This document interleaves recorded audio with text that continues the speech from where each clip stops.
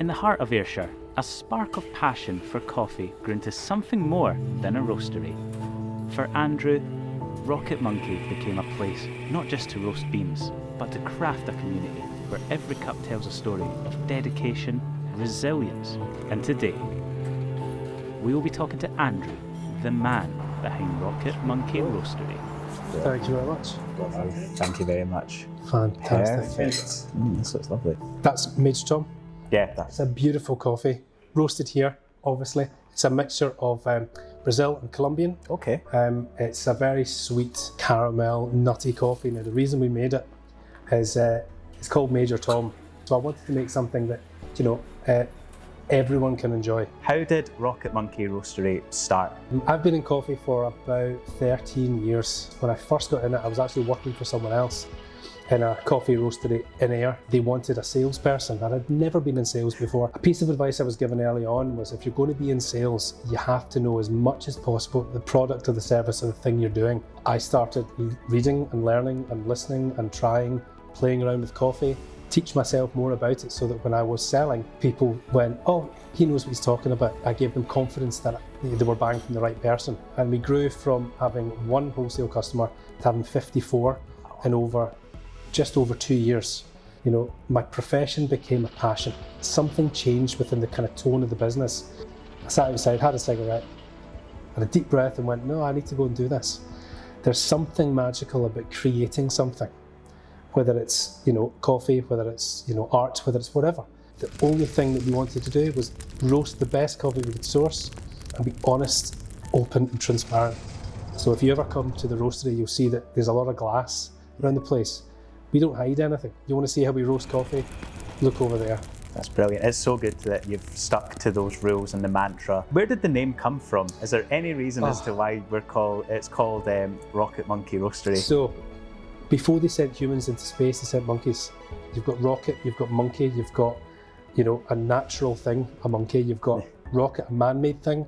We take coffee, which is natural, we add a bit of man-made technology, and we have something beautiful. That's a name. There's something there, and I wish I could take credit for the name. It wasn't me. What were some of the biggest challenges you faced in those early days, and what kept you going during those difficult times? And it's so easy to throw in the towel, but to keep going on and pushing through. It's very difficult starting a business. Even if you get rid of stuff like money, there has to be a pot of money, or there has to be a drive, or there has to be a sacrifice somewhere. If you're going to raise this baby, you have to get rid of certain things in your life. So, personal relationships, friendships, sacrifices, like even things like you can't go on holiday, you can't have a new car, you can't have this because you've got to feed this juggernaut. You've got to be a little bit strange to want to do something like this because, you're really aligning your life with an idea. Now, I'm a dreamer, and I think as well you have to be a dreamer if you want to go, do you know what, I'm going to bring specialty grade coffee to a seaside town in Ayr. It's kind of, they don't match up, but you've got this drive, you've got this passion, and you want to share it with people. How does it feel now to see Rocket Monkey thriving, and what are your hopes for the future? You know what, it's one of these things. I've had this building for 7 years. I walked in this building and I felt sorry for it, if I'm being honest. I was like, this is such wasted potential.